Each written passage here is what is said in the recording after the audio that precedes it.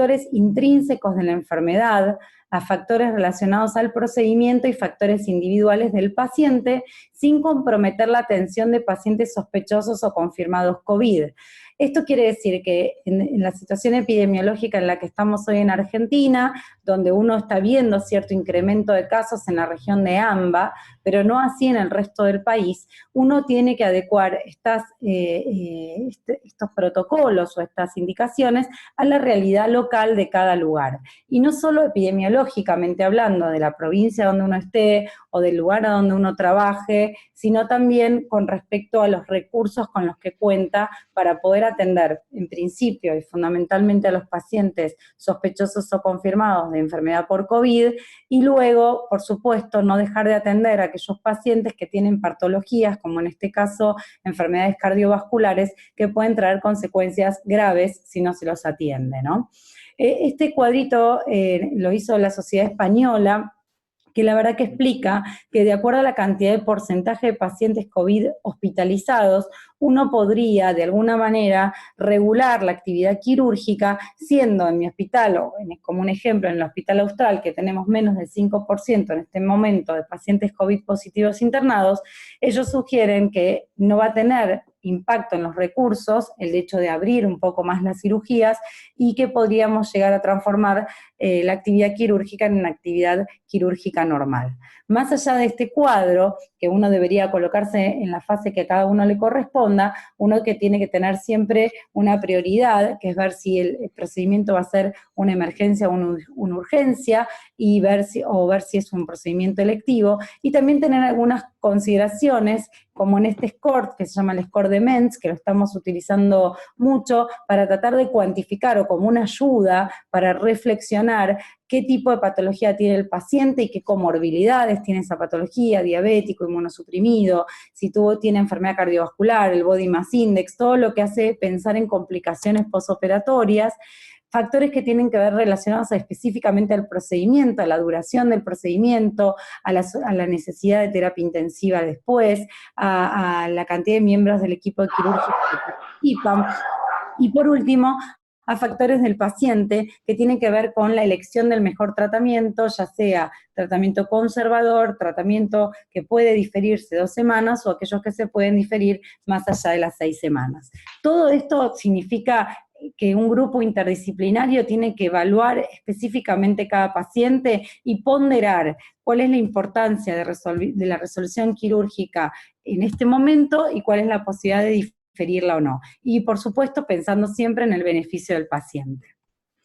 Este score, bueno, pone un punto para dejarlo claro, que más de 60 puntos reevaluar si realmente el paciente necesita o no la cirugía por el riesgo de las complicaciones, y menos de eso sí se podría hacer con seguridad. Entonces, cuando hablamos del quirófano, y en esta época donde estamos realmente considerando que los pacientes tienen un riesgo per se de tener enfermedad por COVID, no todos, pero algunos de ellos, es pensar en que, esto lo dijimos siempre, no es solamente en COVID, que hay que minimizar la cantidad de personal presente en la cirugía. Hoy más que nunca les pedimos que estén presentes aquellas personas que necesiten, que tengan un rol importante en la intervención, y minimicemos la gente que está dentro del quirófano, no solo porque el paciente podría llegar a ser positivo, sino que también el personal podría tener alguna enfermedad. Y esto, que siempre lo dijimos, en este contexto de coronavirus también es una cuestión importante, y una de las cosas que sugerimos es registrar bien el personal que se involucra en cada cirugía o en cada procedimiento para llevar un control de esto. Todo el personal debe estar protegido en el quirófano con un equipo de protección personal necesario de acuerdo a la función o de acuerdo a lo que va a realizar. Y todo aquel que ingrese a la planta quirúrgica, también esto que voy a decir no es nuevo, pero más que nunca lo tenemos que hacer cumplir, que es tener un código de vestimenta adecuado para un quirófano, ingresando con el pelo atado, con el cubierto por el gorro, las uñas cortas sin esmalte, sin ningún tipo de accesorio, evitar entrar con reloj, pulseras, anillos, celular, tablets, estetoscopios, parlantes, todo lo que ayudaría a tener algún tipo de transmisión, y obviamente el calzado impermeable. La puerta tiene que estar cerrada durante toda la intervención quirúrgica y en el caso de los pacientes, las cirugías de pacientes COVID positivos, se sugiere esperar 30 minutos cuando tenemos un quirófano que tiene 25 recambios de aire por hora para lograr un recambio de 12 a 15 en esos 30 minutos que garantizan tener un aire protegido dentro del quirófano. Claramente tenemos que saber que en esta época tenemos que establecer circuitos bien separados entre aquellos pacientes que son COVID positivos y aquellos que son COVID negativos. Con respecto puntualmente a la evaluación prequirúrgica, esto va a depender qué le voy a hacer al paciente, y en este caso al paciente que va a ser sometido a una cirugía cardiovascular, va a depender fundamentalmente de los recursos de cada institución adecuado al procedimiento. En principio es lo que dijimos, la planificación quirúrgica según un equipo multidisciplinario que evalúe el caso, los riesgos y los beneficios de la cirugía. Lo segundo que vamos a hacer es hacer un triage con un cuestionario para identificar casos sospechosos de COVID. Eso está bien estandarizado en el Ministerio de Salud de la Nación. Uno lo podría hacer en varias instancias, en el momento de la consulta, en el momento previo al quirófano, a que venga el paciente a operarse con un llamado telefónico, y luego el día de la cirugía, donde uno se certifica que el paciente no tuvo tos, fiebre, no tuvo contacto con pacientes COVID positivos, no tiene ningún factor de riesgo para estar relacionado con un paciente COVID positivo. Entonces, ese interrogatorio ayuda también a separar circuitos entre los pacientes COVID positivos o sospechosos de aquellos que no lo son. Luego, el estudio por imágenes. Esto se hace ahora en el hospital como screening para pacientes que se van a operar, cualquiera sea la cirugía, que es una placa de tórax y eventualmente una tomografía computada de tórax también, que va a depender de la disponibilidad del recurso en cada centro, y esto fundamentalmente para los pacientes que nosotros vamos a intervenir con cirugías mayores y que es un buen screening para ver si tienen algún tipo de infiltrado que justifique la suspensión de la cirugía. Y en última instancia es lo que hablamos de la PCR para SARS-CoV-2, para la enfermedad producida por COVID, por el virus que produce el COVID, y en general esta indicación se reserva para cirugías de alto riesgo, fundamentalmente aquellas que se generen aerosoles, o que nosotros preveamos que el paciente es un paciente de riesgo de padecer complicaciones. ¿Cómo se justifica el uso de esta PCR? En realidad tiene dos objetivos, es reevaluar cada caso si fuera positiva. Claramente hoy, si una PCR da positiva, uno tiene que ver la urgencia quirúrgica y eventualmente lo ideal es suspender la intervención, ya que se sabe que hay una tendencia a incrementar las complicaciones posoperatorias, y en segunda instancia, saber si el paciente es positivo hace que el personal de salud tenga los cuidados adecuados o la utilización del equipo de protección personal adecuado.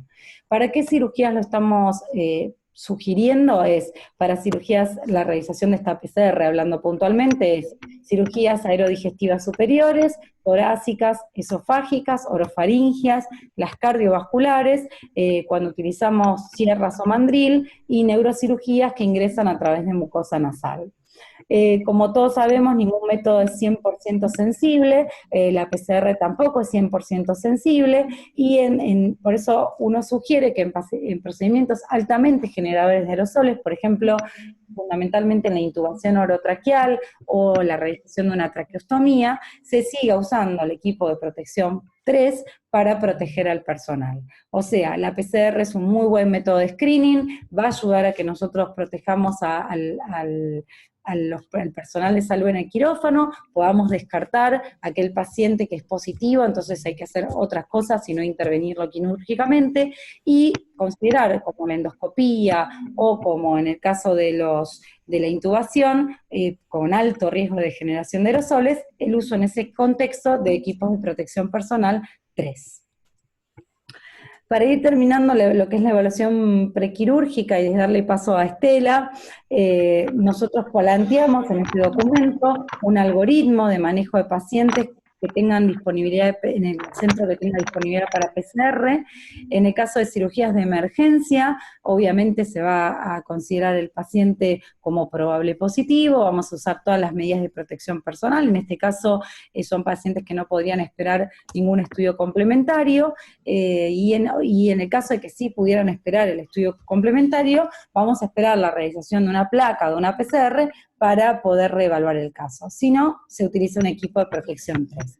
Y en el caso de urgencias, en procedimientos de generación de aerosoles, y si tengo PCR, primero vamos a hacer la identificación de síntomas compatibles con caso sospechoso. Si el paciente tiene síntomas compatibles, hay que seguir estudiándolo con imágenes, con PCR. Si la PCR es positiva y se puede diferir el procedimiento, se va a diferir, y si no se puede diferir, se va a hacer con un equipo de protección personal 3, y si la PCR es negativa, utilizaremos un equipo de protección personal de tipo 2, que es la que usualmente se usa en quirófano, con el agregado de la máscara o la protección ocular.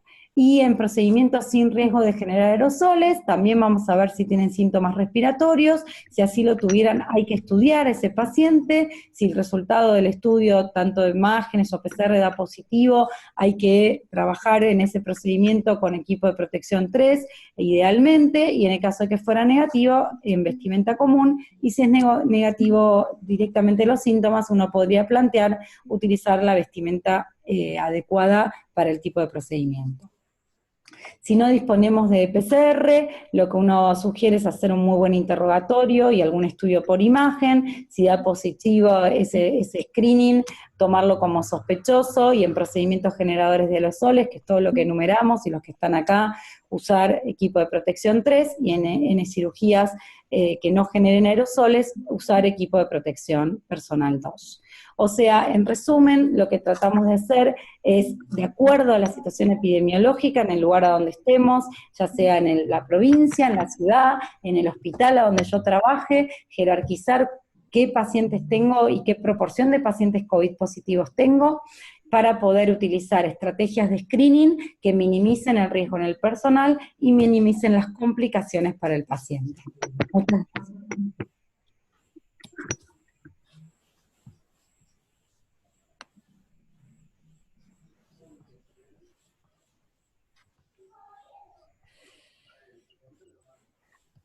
Estela, te doy el paso. Sí. Y acá le damos el pase a la licenciada Maimone. ¿Qué tal, Estela? Buenas tardes. ¿Qué tal? Buenas tardes.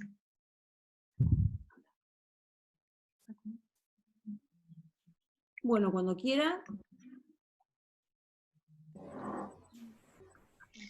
Bueno, ¿qué tal? Buenas tardes. Primero agradecer la invitación. Es un placer compartirla con los otros disertantes. Y bueno, continuando a Wanda, digamos, vamos a hablar un poco de qué pasa dentro del quirófano, ¿sí? Antes de empezar a pensar, digamos, cuáles son los elementos de protección personal, tenemos que tener en cuenta que cirugía cardiovascular funciona dentro de un quirófano, ¿sí? Dentro de una sala de cirugía, donde no todos los quirófanos tienen las mismas comodidades ni las mismas formas de trabajar, por lo cual antes de poder realizar las normas propias del quirófano, tenemos que tener en cuenta la estructura física de ese quirófano. No todas las normas que leemos son útiles para todos los quirófanos. Contar con los elementos de protección personal que sean útiles, que hayan demostrado eficacia, que estén para todo el equipo quirúrgico, y esto es sumamente importante porque tenemos personal de salud que se contagia, ¿sí? Se contagia, por un lado, o porque no cuenta con los elementos de protección personal, y por el otro lado, porque no los usa en forma correcta. Por lo tanto, el tercer paso importante que tenemos que tener en cuenta como consideración institucional es la capacitación al personal de salud. Entonces, para poder trabajar seguros, porque lo que más nos pasa en este momento es que creo que hay mucho miedo, mucha incertidumbre, es poder priorizar los casos y programar. Todo lo que hagamos programado va a salir mucho mejor que trabajar con las emergencias, ¿sí? Entonces, creo que todas las instituciones ya tienen un comité de políticas de priorización o comité de emergencia, lo llaman de distintas formas, que tiene que estar compuesto por un integrante, un cirujano, un anestesista y el liderazgo de enfermería o instrumentación, dependiendo de cuál es esa institución, donde trabajen en equipo, no un grupo que se dedique a una cosa y el otro a otra, sino que todos deben estar sumamente coordinados. La diferencia del equipo con el grupo es que en el equipo todos tenemos un objetivo, pero todos se interrelacionan entre sí, y lo que importa es el resultado final, que va a ser el éxito de todos, ¿sí?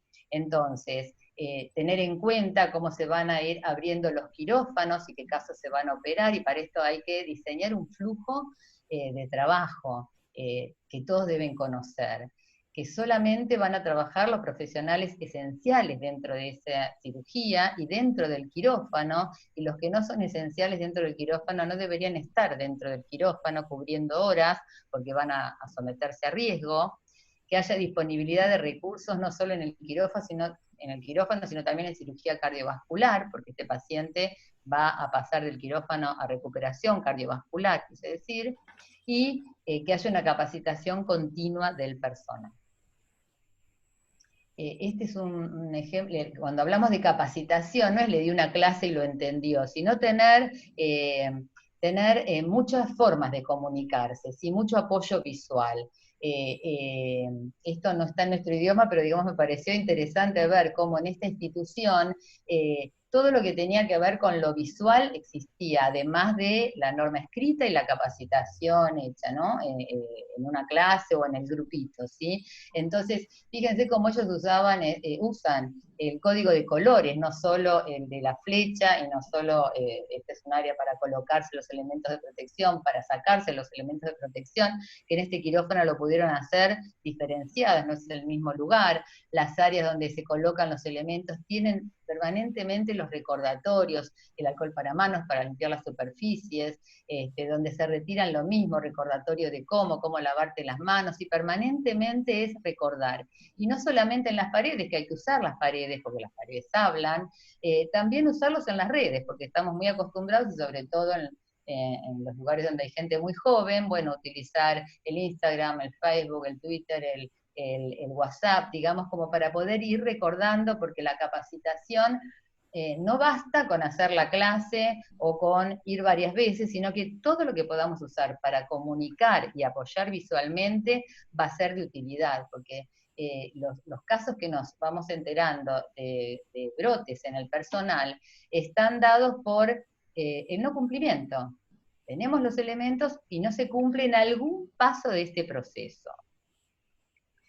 Tenemos que tener en cuenta, como decía Wanda, bueno, respetar las normas del quirófano seguro, porque no solo COVID hay en la era del COVID. Los pacientes, sobre todo de cirugía cardiovascular, que salen bastante complejizados del quirófano, van a seguir teniendo el mismo riesgo de tener bacteriemias asociadas a catéter, infección del sitio quirúrgico, neumonías asociadas al respirador.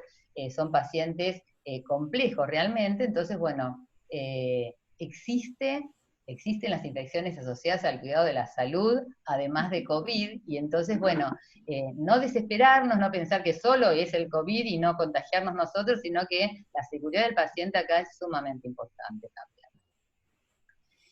En cirugía dentro del quirófano, bueno, como decía Wanda, separar el quirófano COVID, y hay instituciones que lo hacen en horarios de menor circulación de personal, o sea que cuando tengo un COVID y sé que lo tengo que operar, bueno, ese paciente se va a operar en un momento en el que no haya muchas otras cirugías o mucha gente circulando. De hecho, hay un quirófano en otro país que usa los tiempos para COVID, donde no hay ninguna actividad administrativa, o sea, donde poca gente está dentro del quirófano.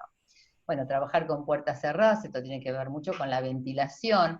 Muchas veces nos preocupa esto de la ventilación, porque el quirófano tiene presión positiva. La presión positiva es con relación al pasillo, o sea que si abro la puerta, lo que está dentro del quirófano no contamine el exterior. Pero también los quirófanos que tienen presión positiva tienen una alta frecuencia de cambios de aire por hora, lo cual licúa mucho el aire y la posibilidad de contaminación hacia el exterior. Ideal sería, hay mucha bibliografía que habla de tener presión negativa, pero no es muy posible en la mayoría de los quirófanos. Nosotros también tenemos quirófanos que tienen aire acondicionado de tipo domiciliario en el país. Si es un paciente COVID, que conozco COVID, no debería tener el aire prendido porque elimina un vientito que va circulando y empujando, digamos, las partículas hacia el personal de salud, y lo mismo los caloventores que muchas veces se utilizan para calentar el paciente y demás. Todo lo que elimine un vientito, digamos, si no tenga filtración de aire, se torna peligroso para los trabajadores de la salud. También se propone trabajar con elementos individualizados, como los que están acá, o sea, que sean para el paciente Juan Pérez, que la cirugía ya se conoce, que se sabe qué es lo que va a usar, ponerlo en un set, en un kit, en una bolsa, en un elemento, donde no se malgasten recursos, donde estos elementos son los que va a usar ese paciente, y esto va a hacer que no haya después elementos desparramados por otros lugares, ¿sí? Cuidar los recursos y no malgastarlos. Tenemos así como una adicción a usar cosas de más, o usar cuando no es necesario, y esto va a hacer que no tengamos los recursos cuando realmente los necesitemos, y por otra parte, sabemos que en el mundo los recursos son escasos, y que tenemos que pensar no solo en la seguridad del personal, que es sumamente importante, y tenemos que garantizarla, sino también en la seguridad del paciente, ¿sí? Planificar estas listas de cotejos, checklist, y documentar el cumplimiento, ¿sí? En el prequirúrgico, antes de comenzar la cirugía, se debe entrar a ese quirófano para ver si tiene todo lo que se supone que debe tener para funcionar bien, para que no haya la emergencia y hacer trabajar a la circulante por cosas que no se previeron antes. En el intraquirúrgico lo mismo, y en el postquirúrgico. Documentar cuál es el porcentaje de cumplimiento para ir mejorándolo.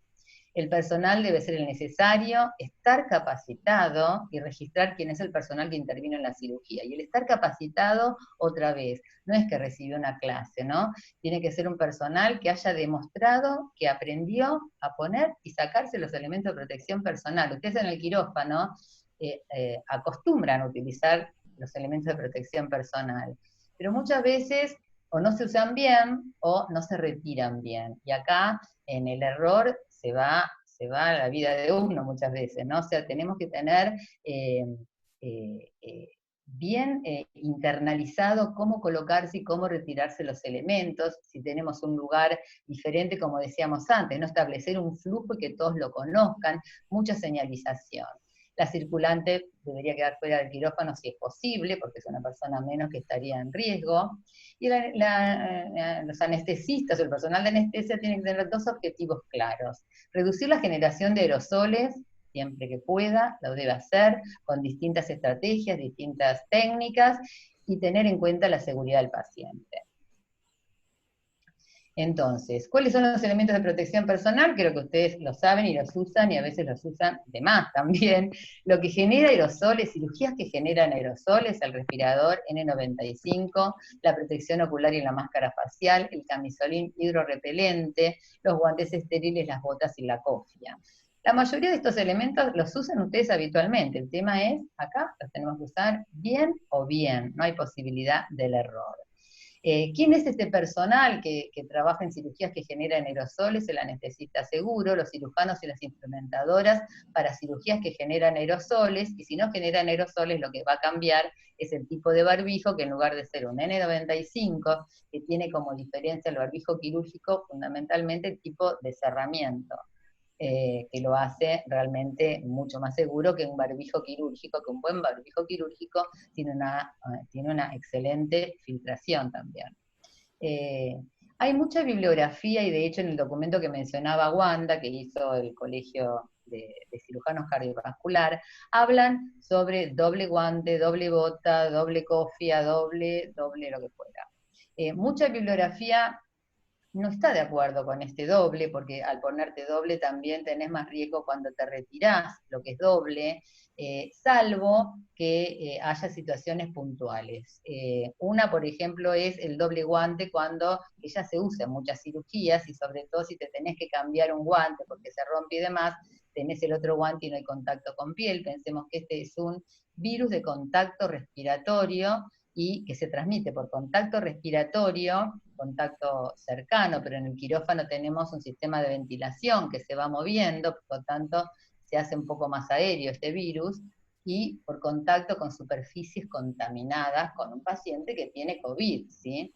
Entonces no tenemos que perder ese foco, y bueno, la institución decidirá si usa doble o usa simple, y cuál es la calidad de sus productos. Pensemos siempre que cuando usamos doble, estamos tal vez reduciendo la cantidad de recursos que vamos a tener para la próxima cirugía, y por eso es tan importante que el comité se reúna con la gente que va a tomar las decisiones, y que las tome de acuerdo a la realidad de cada institución y a la seguridad del personal.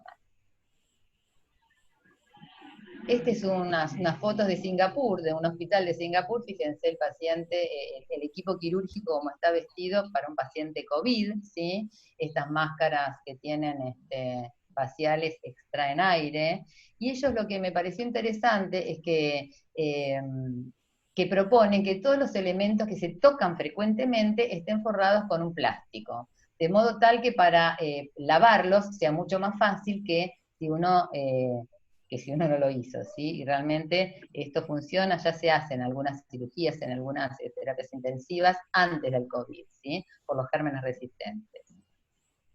Después de la cirugía, limpiar las superficies que están cubiertas con el plástico, con el método habitual. Este es un microorganismo que se muere con el agua y el detergente y el enjuague, y el proceso de desinfección es importante aquí porque acuérdense que no hay solo COVID, sino que hay otros organismos, otros microorganismos, otras bacterias que tenemos que también eliminar.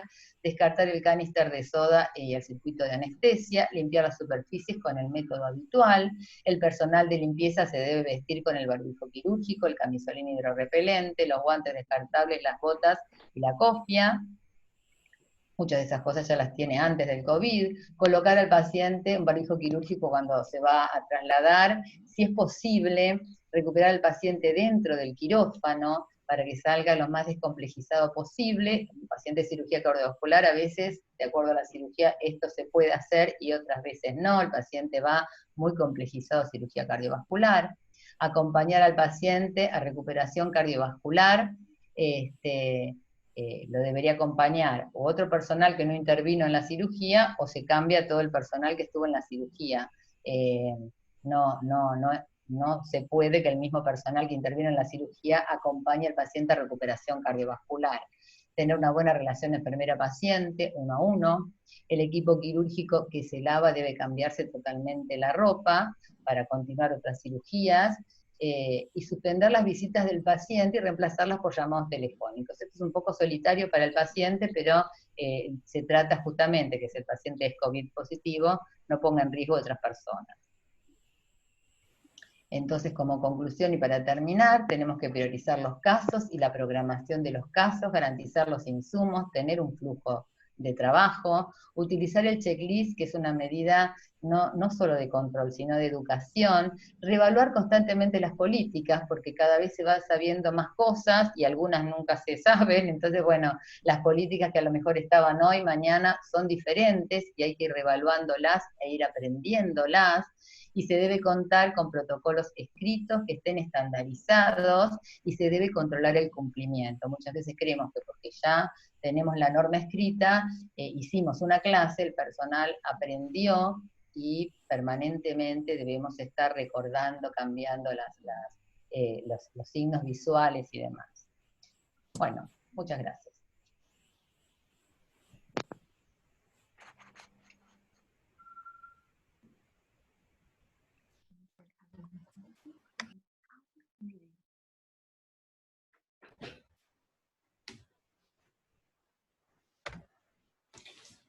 Bueno, la verdad que muy buenas las charlas. Nosotros generalmente con el tema de cirugía cardiovascular somos muy particulares. Tenemos lo mismo que los neurocirujanos, una cantidad enorme de cositas muy chiquitas, muchos detalles. Nosotros trabajamos con perfusionistas, no solamente con cirujanos y, ¿cómo se llama?, anestesiólogos, así que, y la verdad que a veces es muy difícil manejar algunas cosas que decís vos, Estela, porque se hace realmente difícil, ¿no?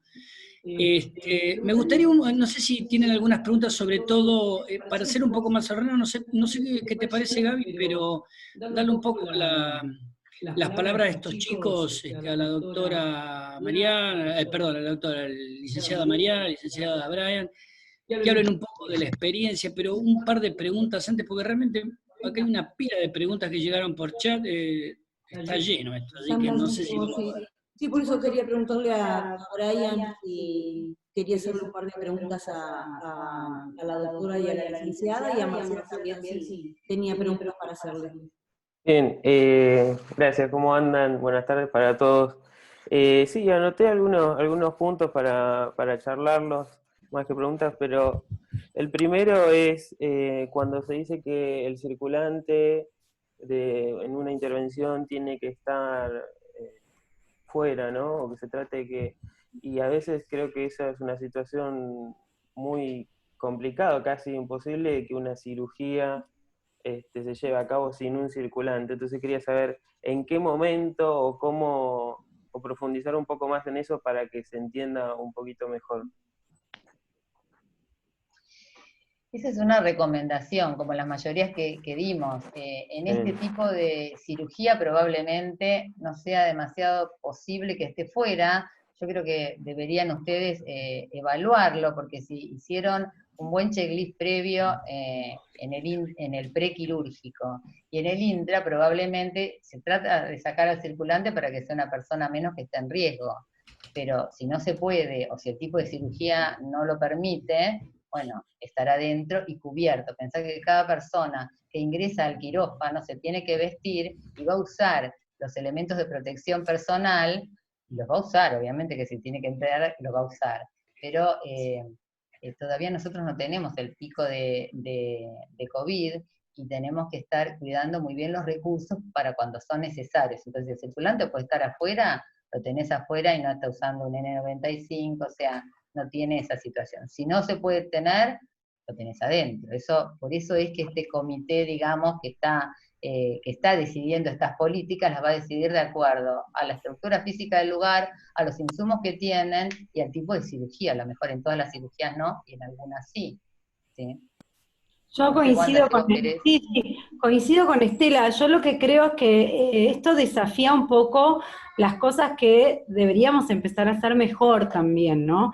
Nosotros tuvimos ya una cirugía mayor en un paciente COVID confirmado, y la verdad que la circulante afuera fue espectacular.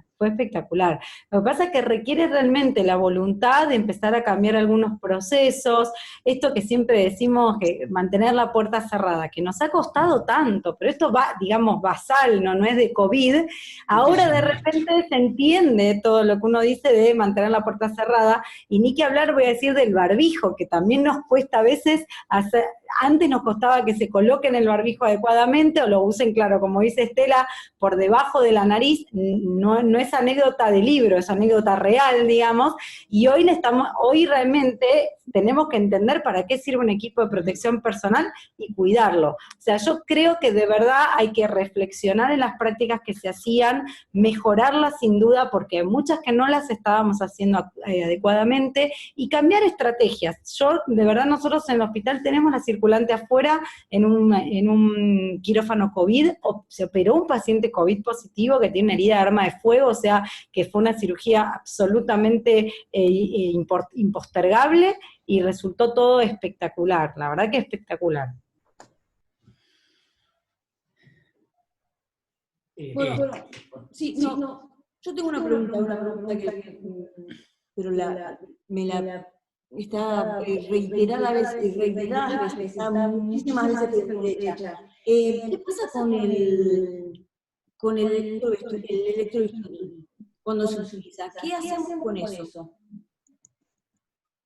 Porque justamente contagia, ¿no?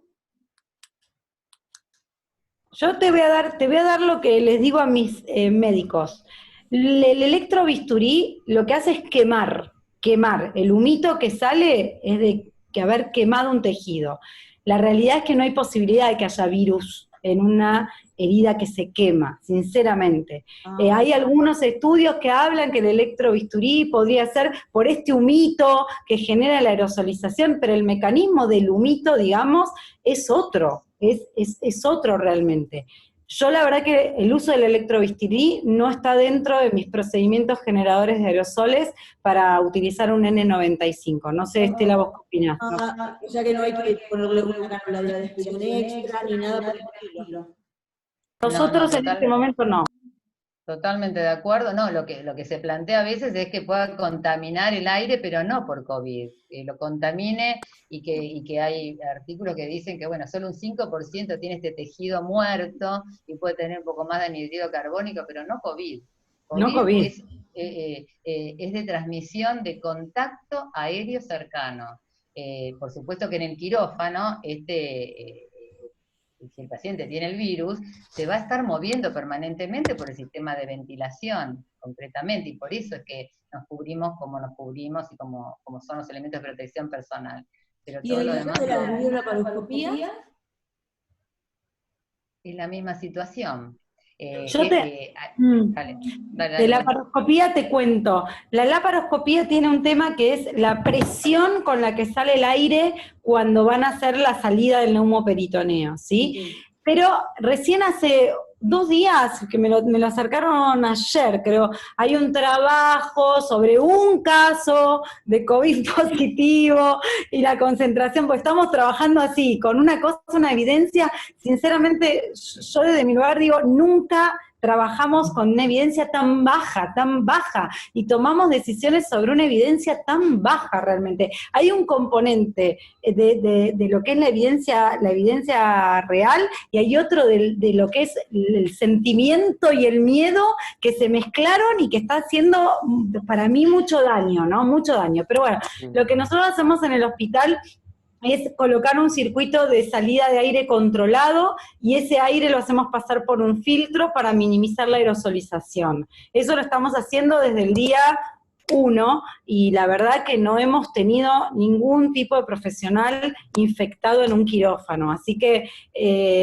también es eso, por supuesto que esta es nuestra experiencia y es una situación, pero de verdad nosotros del personal de salud afectado por coronavirus, por atender un paciente COVID positivo, fue en pacientes que no se le hizo el diagnóstico en tiempo y forma, o sea, no tenían sospecha clínica y no se usó ningún tipo de equipo de protección personal. Todo el piso que tuvimos, que fue un 4º piso de la internación con COVID positiva, y los enfermeros, los médicos, la personal de limpieza, la camarera, usaron el equipo de protección habitual, que es un equipo de protección 2, no hubo ningún personal infectado. Y esto hay que entenderlo, más allá, porque a veces el quirófano queda un poco al costado de un piso entero de COVID. Yo a los cirujanos les he dicho, vayan al 4º piso, y fíjense cómo trabajan las chicas, trabajan con su barbijo quirúrgico, con su máscara, con su camisolín, y no hemos tenido ninguna persona infectada. Entonces, reflexionemos sobre eso. La cirugía es un momento absolutamente controlado. A veces en una internación un paciente puede estar tosiendo, puede estar escupiendo, bueno, puede tener una vómica, o sea, puede pasar un montón de cosas. Sin embargo, en ese escenario descontrolado nadie se contagió. Y un quirófano con pacientes, generalmente la cirugía cardiovascular, toda está ventilado, donde la vía aérea está controlada, trabajen tranquilos, el equipo es adecuado para protegerlos, ¿no? Sí, yo te quería, Wanda, una sola acotación. Vos hablaste de evidencia. En realidad no tenemos evidencia de nada porque esto recién empieza. Y yo creo que la evidencia que nosotros estamos marcando el tema es básicamente por el pánico que nosotros generamos o que nosotros tenemos. Esa es la realidad. Si vos dentro de 10 años me estás hablando de esto, me diciendo, pero esta gente marcó evidencia con 2 casos en la historia porque había pánico de que esto sucediera o no sucediera. Yo lo veo así por un lado. Por otro lado, una de las cosas que me parece que también hay que tener muy en cuenta, nosotros hace 40 días que estamos en cuarentena, ya no recuerdo. En realidad estamos en cuarentenas, a mi juicio, para reacomodar unas cuantas cosas, ¿no es cierto? Esa reacomodación de insumos, recursos, etcétera, etcétera, esperemos se vea reflejada. Pero como hoy comentaban algunos, inclusive está por radio, todavía nosotros no estamos en crisis. Nosotros estamos preparándonos para probablemente lo que venga. Y eso es importante. ¿Sabes por qué? Porque nosotros habíamos hablado sobre todo un par de veces que hicimos las guías, y estamos armando eso, pues ya lo sabes, en el cual nosotros planteamos priorizaciones de cirugía, yo no, pero no ahora que hay tanto pánico y que nadie quiere ir al sanatorio y los hospitales, sino en realidad para cuando estemos en crisis y estemos sobrepasados en todo el sistema. Por eso creo que el pánico de alguna manera nos ha hecho de alguna manera reaccionar y de alguna manera empezar a dudar de alguna u otra cosa. Y yo No sé, perdón, te hago una acotación. Si nosotros hubiéramos seguido la conducta del pánico hace 60 días, que son los momentos que no tendríamos nada hoy. Realmente, si hubiéramos seguido el pánico y todos con N95 y todos encapuchados y considero todos 100%. con el traje de la NASA, que realmente a mí me causa gracia verlo de corazón, no sé, Estela seguramente le causa igual la gracia que a mí, pero realmente si no volvemos a las bases, a ver, coronavirus, no SARS-CoV-2, que es un tipo de coronavirus, conocemos hace un montón, sabemos cómo se disemina, sabemos cómo se transmite, no es que, pero este tipo, específicamente tiene una tasa de diseminación un poco mayor. Ahora, ¿por qué de repente dejamos todos los libros al costado y decimos que vuela, que salta, que de repente se tira del ascensor? Es lo que llama la atención. Sinceramente, no sé, Estela, pero creo que compartís el sentimiento, ¿no? Totalmente, y además, por acá alguien ponía, bueno, pero el virus no está en cualquier lado, una cosa así. Es verdad, es un virus de transmisión respiratoria, como influenza. ¿Cuál es la diferencia? Que es más contagioso, que menor inóculo contagia más, pero no es que lo tenés en cualquier tipo de fluido, que cualquier fluido, si bien hay estudios que dicen que el virus se encontró en distintos fluidos, pero eso no se transformó en que esa persona podía contagiar coronavirus por cualquier vía de transmisión. Porque, a ver, Wanda, ¿cuánto hace que uno conoce cómo se transmite un virus de contacto respiratorio? O sea, esto no es otra cosa. Totalmente es un virus de de acuerdo. contacto respiratorio. Genera pánico, porque yo creo que hay que apagar la televisión y apagar la radio, porque hay muchísima gente que habla y que recién parece que está estudiando cómo se transmiten los virus y generan pánico. Y la gente está asustada. Y el susto también hace que uno use mal las medidas de los elementos de protección personal. Totalmente de acuerdo. Me lo decís ahora que me acabo de comprar un tapaboca con la carita de Pluto. Bueno, usalo. Bueno, Así que, a ver, Brian, ¿otra pregunta? Pensaba una más en los casos que decían las doctoras relacionado a cuando un paciente se tiene que intervenir, el mejor estudio, no sé si lo mejor, pero lo ideal es hacerlo en PCR, y mi pregunta era, ¿qué complejidad se necesita o necesita una institución para poder llevar a cabo ese tipo de estudio y cuánto tiempo tarda el resultado?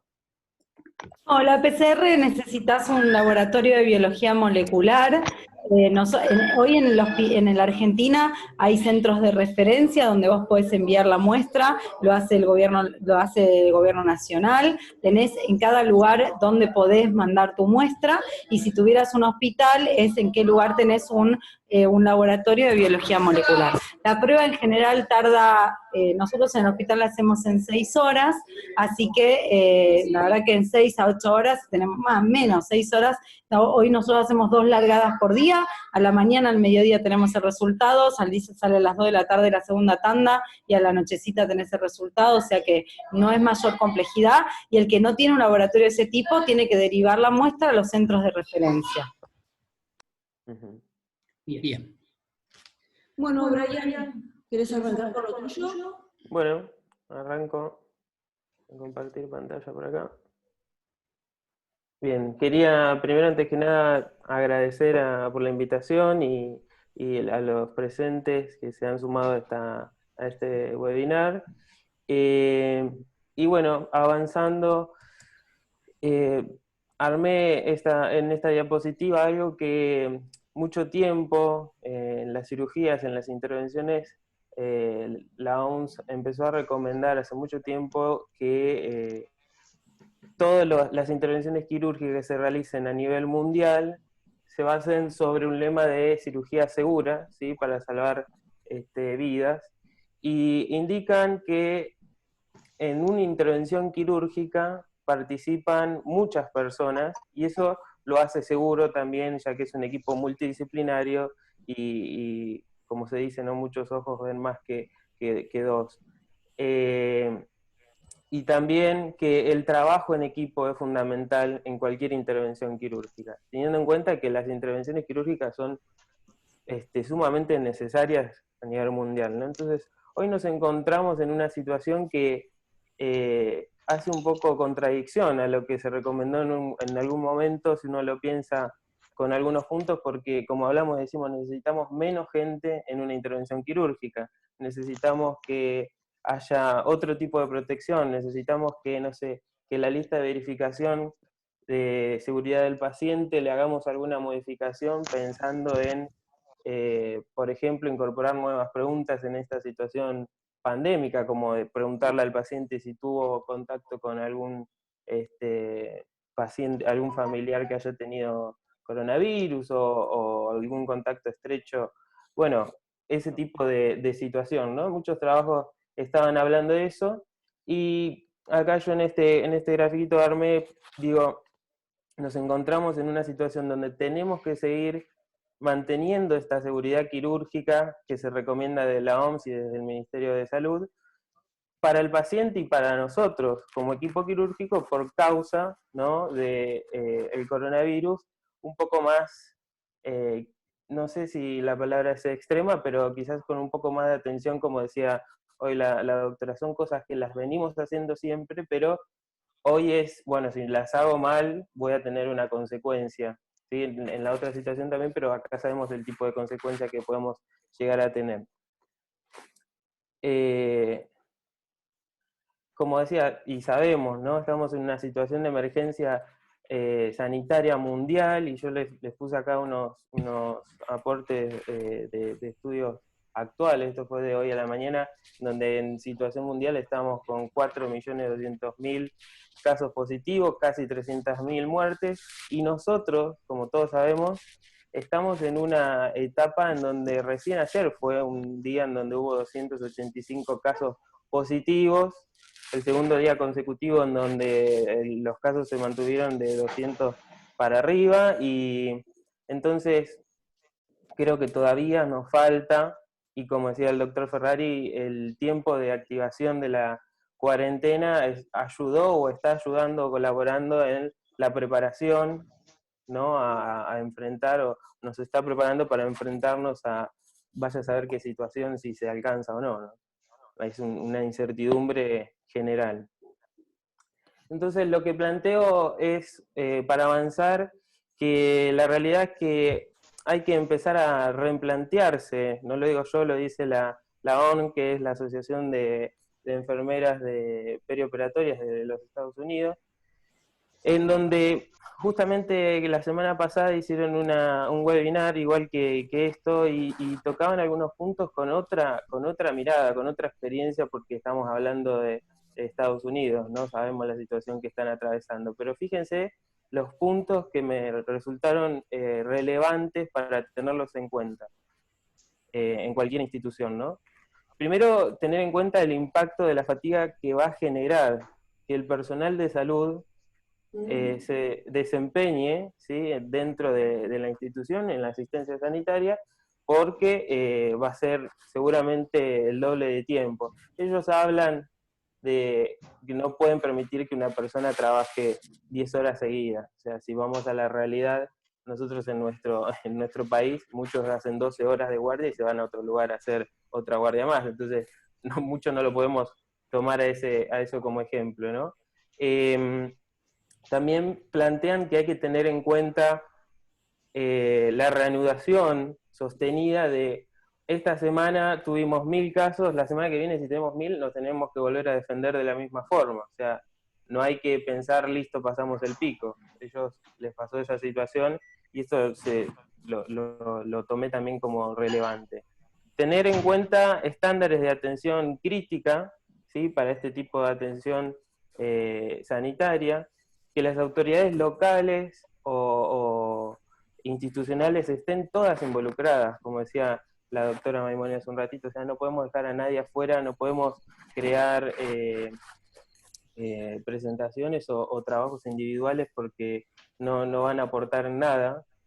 y pensar en el staff adecuado, o sea, el personal adecuado para la atención que se necesitan en todos los casos. ¿Sí? Mucho, en un tiempo se había hablado cuando empezó todo esto, no sé, a los instrumentadores los íbamos a mandar a hacer el triage. O sea, entonces decís, no, ¿qué hago yo en el triage? Por más que me capaciten, pero bueno, la realidad es que ellos piensan en esto, que cada uno se quede con su rol y va a ser la mejor forma de que lo pueda realizar de la forma correcta, ¿no? Y por último hablan de los suministros, que ellos, bueno, están en otra situación muy diferente a la nuestra, no tienen preguntas como si podemos reutilizar algo o no, porque enseguida lo consiguen, pero así todo han tenido, y hay casos y estudios realizados sobre reutilización de algunos elementos de protección personal. Entonces, sobre la base de esto y otros trabajos, pensaba en de qué forma cada institución debe o se recomienda que haga un replanteo de la modalidad quirúrgica en esta situación de COVID. Y la mayoría coincide de que en un principio tiene que pensar en cuántas camas tiene, cuántos respiradores tiene y cuánto personal para esa atención, ¿no? Eso como para cualquier funcionamiento de una institución sanitaria. Pero también algo que es muy importante y se viene repitiendo es que se protocolice, se documente la forma de trabajo, así que quede escrita y que no quede esto en una, como decía la doctora hace un ratito, en una capacitación y se terminó. Mi jefa de servicio, la licenciada Lilian Sierra, me acuerdo que nos decía en un momento cuando empezó esto, cuando crean que se aprendieron el protocolo y la forma de trabajar, están equivocados, tienen que seguir practicándolo. Y resulta que es verdad, o sea, uno aplicando el protocolo dice, me tengo que sacar los elementos de protección que lo hago todos los días cuando termino una cirugía, y no, la realidad es que es algo totalmente diferente. Y esto, ¿sí? De documentar y de plantearse y darle seguridad a una institución, pensando en un quirófano en esta oportunidad, le da seguridad al personal para ese miedo a lo desconocido que la mayoría tiene o tuvo en algún momento, ¿no?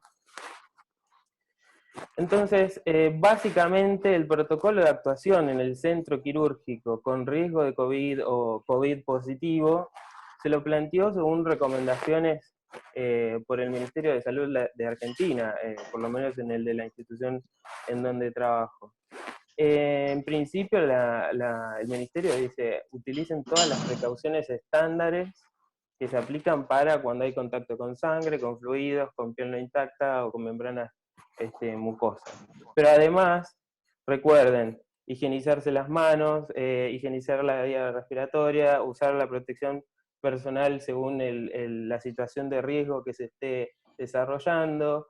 Y algo que es importante y que eso se debe destacar es que todo debe ser aplicado a todos los pacientes que requieran atención de salud, a todos los trabajadores de la salud, ¿sí? Y no dejar a nadie del equipo interviniente o que se encargue de limpiar, ¿sí? El quirófano, por ejemplo, de no darle los elementos de protección personal al personal de quirófano, de limpieza del quirófano. O sea, acá tienen que estar todos involucrados porque el problema es la diseminación de la infección.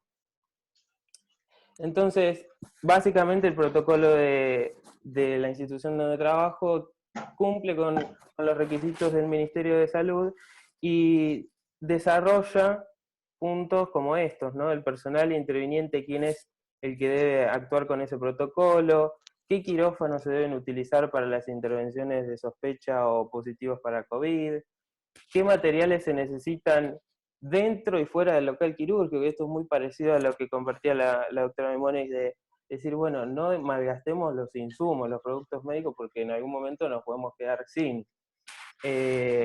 Plantearse cómo va a ser el ingreso del paciente, cómo es el traslado de la gente de camilleros o agentes de traslado, como lo llamen, pero también capacitarlos a ellos y identificar hasta dónde deben ingresar, quién lo ingresa hasta a la sala de operación, y en mayor profundidad cuáles son esos elementos de protección personal que se necesitan, ¿sí? Cómo se va el paciente de la sala de operaciones y cómo nos sacamos, cómo nos retiramos y descartamos los elementos de protección personal.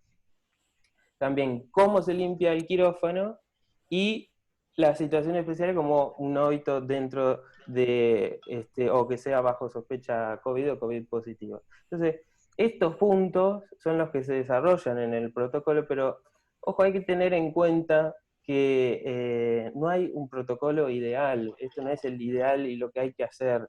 Esto es un ejemplo, como todos los trabajos que se hablan y se comparan, y sobre la base de eso nos podemos sustentar para armar esto, porque la realidad es que no hay evidencia, todavía no estamos en situación como para decir somos y tenemos cierta cantidad, como decía el doctor Ferrer, o sea, con 2 pacientes no podemos decir listo, esto funciona.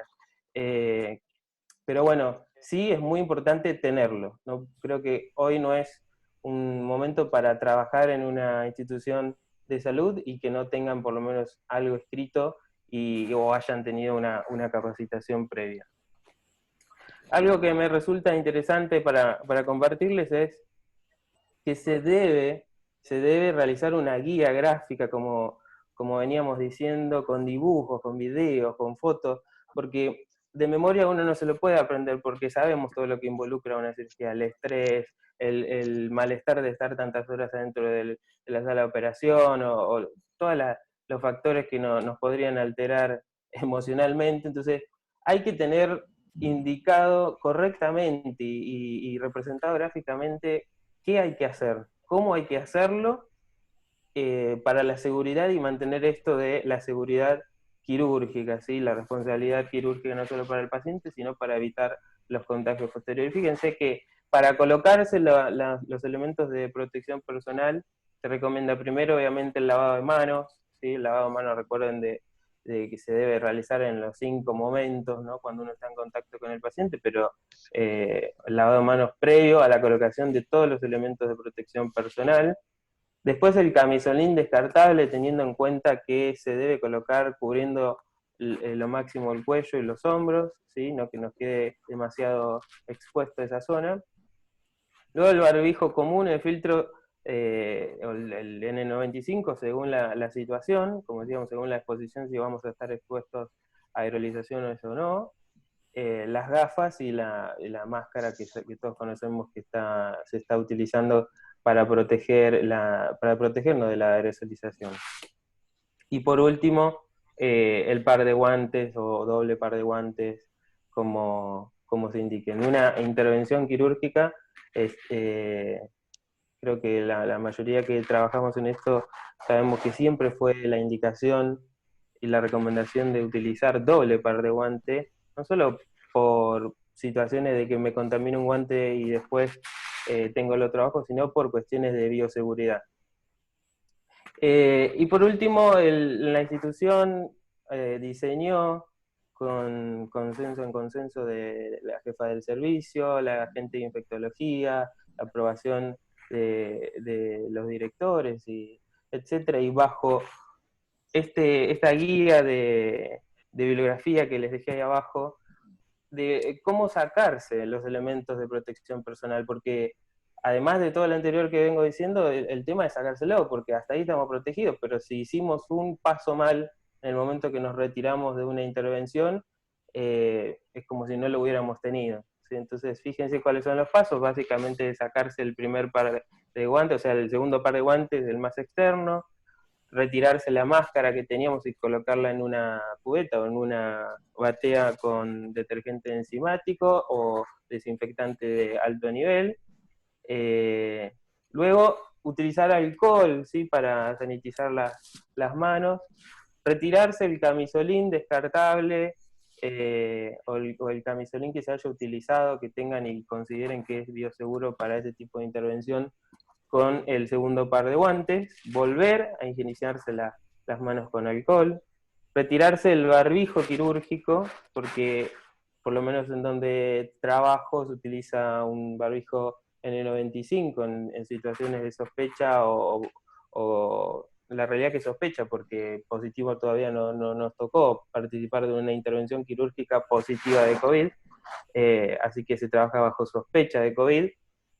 La indicación de la institución es que se utilice, o del protocolo es que se utilice el N95 y por encima el barbijo quirúrgico, no para una sobreprotección, o para eso del doble por sí, no, en realidad es para proteger el elemento de protección personal, quizás de alguna salpicadura o de lo que se les ocurra, y podamos seguir utilizando el barbijo N95, ¿sí?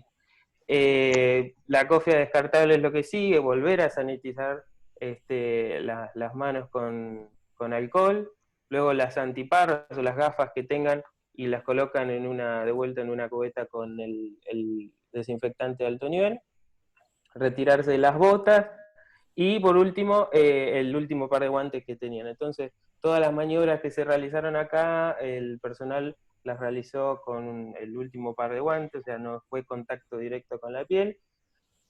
Como digo, el protocolo es un ejemplo de la cantidad que puede haber en todas las instituciones del país o del mundo, pero en base hasta la infraestructura del quirófano en donde se desarrolle, se pueden plantear de, bueno, la salida es por acá, la entrada es por acá. Entonces, cuando terminás de hacer esto, por ejemplo, en la institución donde estoy, salís por una puerta especial, te volvés a lavar las manos con un antiséptico, y ahí te retirás recién el N95 si lo tenían en ese momento, ¿sí? Y se guarda en un sobre de papel con el nombre de esa persona. Y traía esto, que creo que es lo que se viene en una situación si nos afecta con un pico alto de infecciones y estamos involucrados por lo menos en las intervenciones quirúrgicas, no solo de cirugía cardiovascular, sino de cualquier especialidad. Fíjense que la Universidad de Stanford hizo un trabajo por la reutilización de las máscaras de filtros N95, el respirador N95, y fíjense que la tabla dice que esterilizando el N95 a 70 grados, ¿sí?, con calor durante 30 minutos, tenemos un barbijo para poder utilizarlo un ciclo más con un 96,6% de eficiencia, ¿sí?, de eficacia. Si no es el calor, puede ser la radiación ultravioleta, ¿sí?, que también quizás lo habrán escuchado, de que están pensando en tubos para irradiar una determinada zona, o bueno, también es pertinente, y fíjense que el porcentaje es alto, es un 95,5% para un nuevo uso, ¿sí?, de filtración.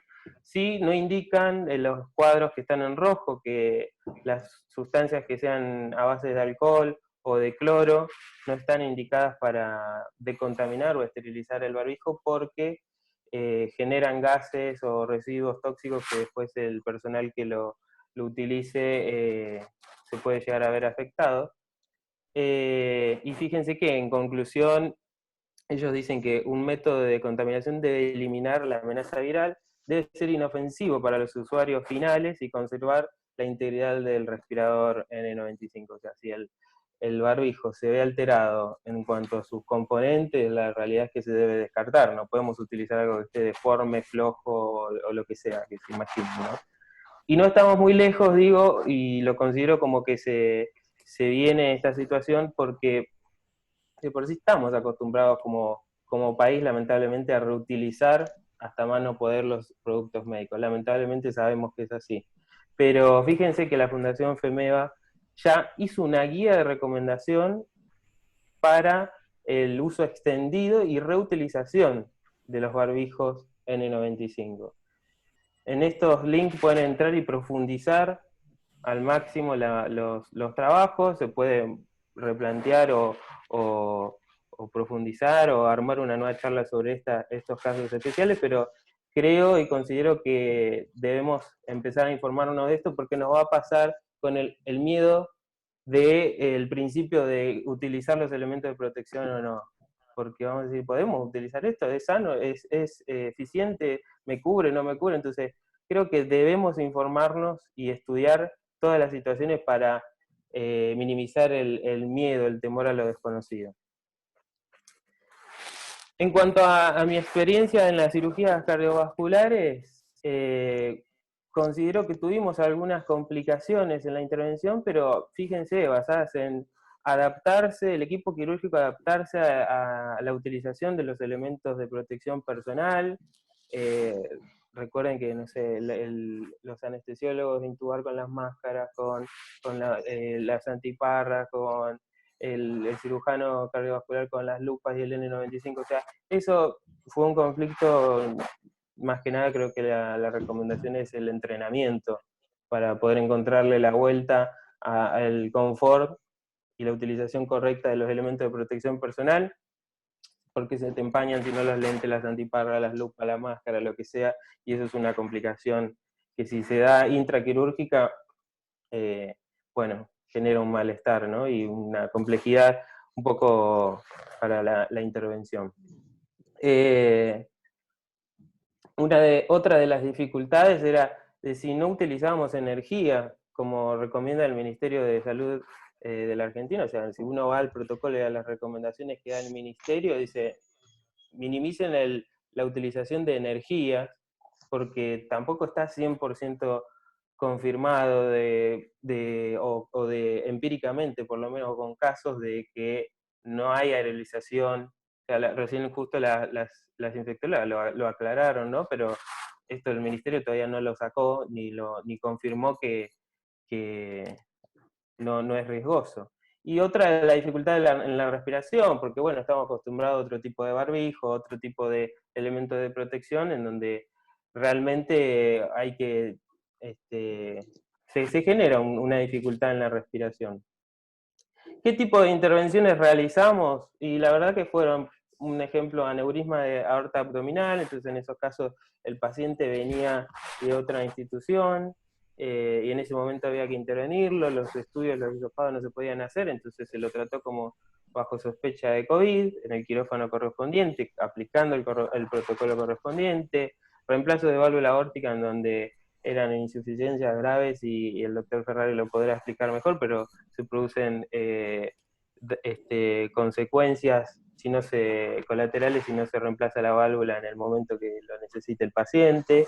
Y otro ejemplo fue la transposición, por ejemplo, de grandes vasos en un paciente pediátrico, que también se considera una urgencia. Entonces, esos fueron los ejemplos, por lo menos en la experiencia personal, relacionada a las intervenciones cardiovasculares, y los interrogantes que algunos ya estuvimos hablando, es, por ejemplo, si se utiliza o no la sierra oscilante, eso genera aerolización.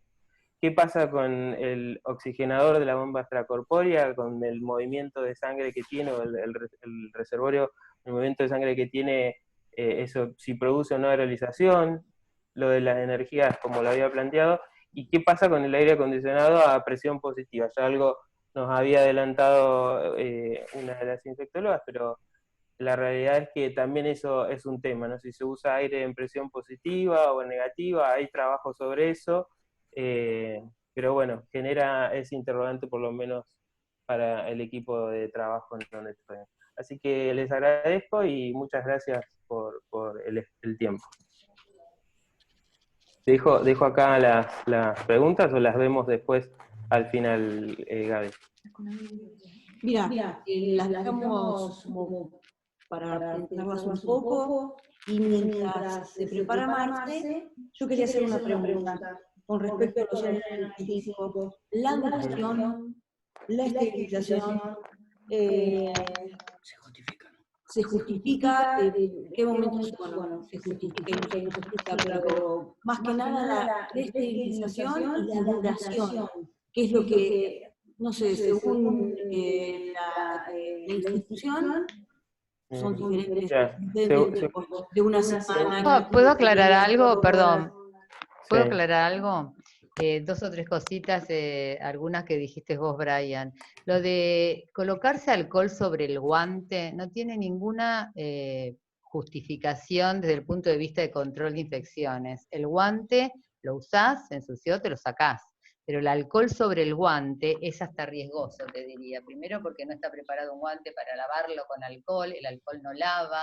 el alcohol en gel tiene un emoliente para la piel, por lo tanto hasta deteriora y ensucia el guante, ese gel puede hacer que se peguen otras bacterias, pensemos que no tenemos solo COVID, o sea que colocarse alcohol sobre un guante es un paso de más que vas a hacer, y estos pasos de más generan errores.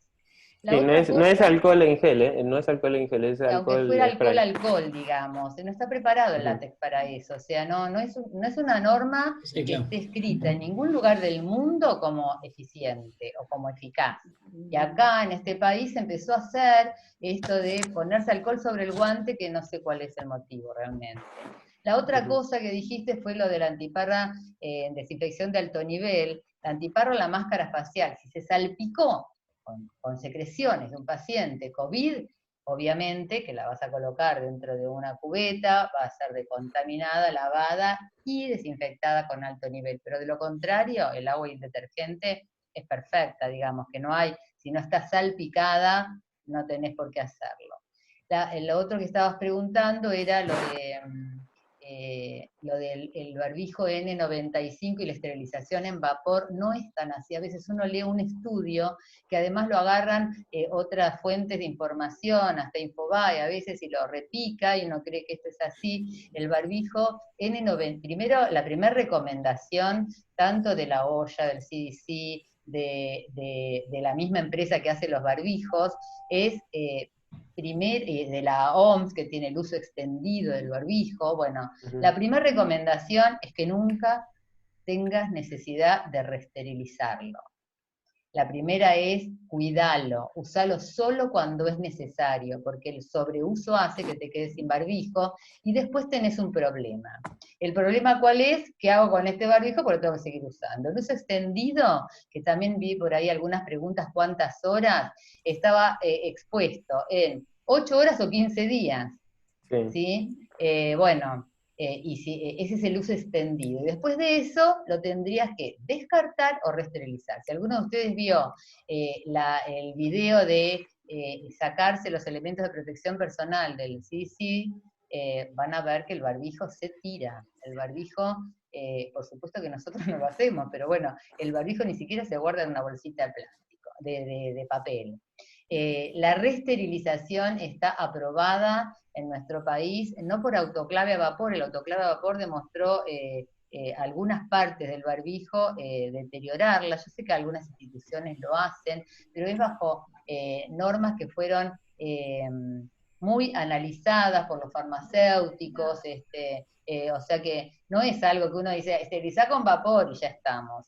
La recomendación internacional, cuando ya no tenés más remedio y no tenés más que usar, es ponerle el nombre del propio usuario y hacerlo 2 veces por plasma de peróxido, pero no por otros métodos, que de hecho yo tengo algunos, bueno, amigos, compañeros. Ahora, Wanda, me gustaría saber qué hacen ustedes,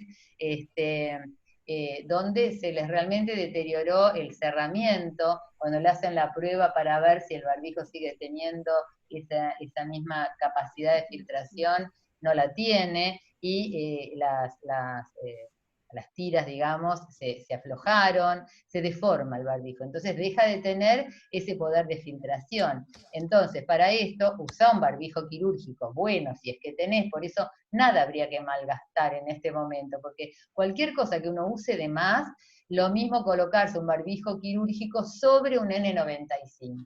Y estás usando 2 recursos que te van a ser sumamente útiles. ¿Y cuándo es que lo vas a proteger? Si te salpicó con sangre de un paciente o con secreciones de un paciente con N95, o sea, la situación es bastante, y si tenías una full face no lo necesitabas. Entonces, ojo con el usar doble cosa, porque la doble cosa hace que cuando tengamos el pico no tengamos elementos, y nadie va a querer estar en contacto, y tienen razón, con un paciente si no tenés los elementos de protección personal correctos. Entonces, primero cuidarlo, eso lo dicen todos los renglones, primero cuidarlo. Primero no trates de tener que reesterilizarlo. Y si lo tenés que hacer, bueno, hacelo como está recomendado después de tanto, o en tu institución, si hay posibilidades de estudiar en tu institución, como lo hacen ustedes. Sí. Si querés agregar. No, sí, coincido totalmente lo que vos decís. La verdad que lo de la estufa demostró que pierde un poco la forma, el barbijo, así que en estudios posteriores al que Brian muestra, no es lo que se sugiere. Yo tuve una teleconferencia hará un mes y pico, con el Mount Sinai de Nueva York, y la experiencia del jefe de control de infecciones que amablemente me dijo: les pido por favor no demoren en reesterilizar en el 95.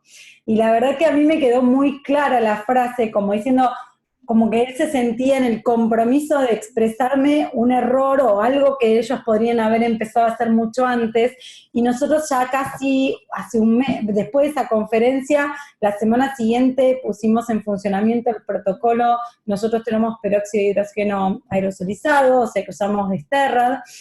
Así que lo que sí es importante es establecer un protocolo bien claro, donde uno sepa cómo tiene que poner el nombre, a dónde tiene que meter el barbijo, cómo sacarlo para no contaminarse, cómo guardarlo, cómo se lleva a esterilización, qué es lo que hace esterilización, cómo de nuevo vuelve a la persona que lo envió. Todo eso lo tenemos en un protocolo institucional con fotitos y con todo. Y la verdad, primero hicimos una prueba, obviamente en quirófano, y después ampliamos a terapia intensiva de adultos, emergencias, terapia intensiva pediátrica y laboratorio por la gente que extrae las muestras, y la verdad que el resultado es espectacular, hay una concientización sobre el uso del insumo, en cuidarlo, en usarlo bien. Lo indicamos cuando el personal tiene una jornada extendida de 8 horas, ese día sale directamente a esterilización, o si lo usa en forma en reuso, que lo hicimos siempre con tuberculosis, siempre se hizo esto de usar el barbijo, guardarlo y volverlo a usar al día siguiente, y lo usamos luego de 15 días, ahí se vuelve a enviar a esterilización. Hacemos un uso inicial y 2 reusos, y luego se descarta, lo tenemos trazado, el barbijo, o sea, hay un código de barras y sabemos cuántos usos tuvo cada barbijo, e incluso el circuito lo maneja esterilización, y cuando ya se da cuenta que es el segundo reuso, lo tira, porque todavía el médico pierde la noción si es el primero, el segundo, no sé qué, lo tira a esterilización y le entrega uno nuevo al profesional que lo necesita. Entonces, la verdad, mi experiencia es excelente, y a mí me quedó el mensaje de ese médico. A veces las palabras de un colega te llevan a lo más hondo, y nosotros esto lo hacemos hace 3 semanas sin ningún tipo de complicaciones, pero sí, por favor, a través de un protocolo estandarizado. No es lo tiro por acá, lo mando por acá, no sé, lo meto en una bolsa y que se haga cargo otro. Eso no puede pasar, eso sí que no puede pasar, porque expone al personal a un riesgo innecesario. Pero uno, si puede establecer ese protocolo, es muy bueno. Creo que es súper claro. Aparte, sin protocolos en estos casos, creo que estamos actuando de forma errónea, ¿no? Donde creemos que estamos haciendo bien, y a la forma que cada uno crea, bueno, ahí está el problema, ¿no? Yo traje este caso, estos 2 casos, y de lo que se estaba hablando, más que nada para que se arme este debate, ¿no? De qué hacemos, si está bien, si está mal, por qué proceso, y por la situación que todos sabemos. O sea, hay hospitales que ni siquiera tienen. La otra vez me llegó un mensaje de una colega de un quirófano de zona sur, en donde me decían dónde compra la ropa para elementos de protección personal, o sea, porque no se las estaban entregando.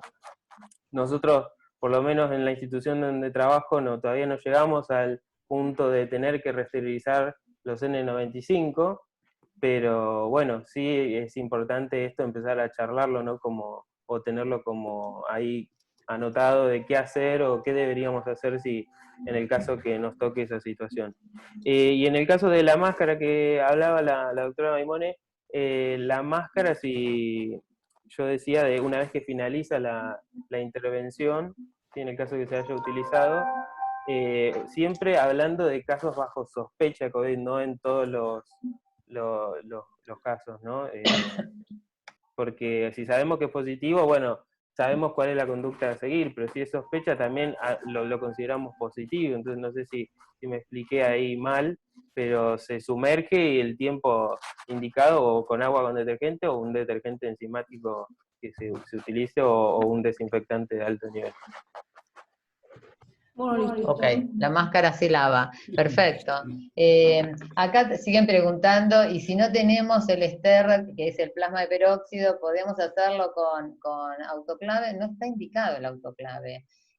Tal vez dentro de este estándar o dentro de este protocolo, no está indicado porque no se sabe qué pasa con el FIT. De hecho, yo conozco instituciones que lo han probado y vieron que se le deformó. Y bajarle el tiempo, bajar la temperatura, no te asegura...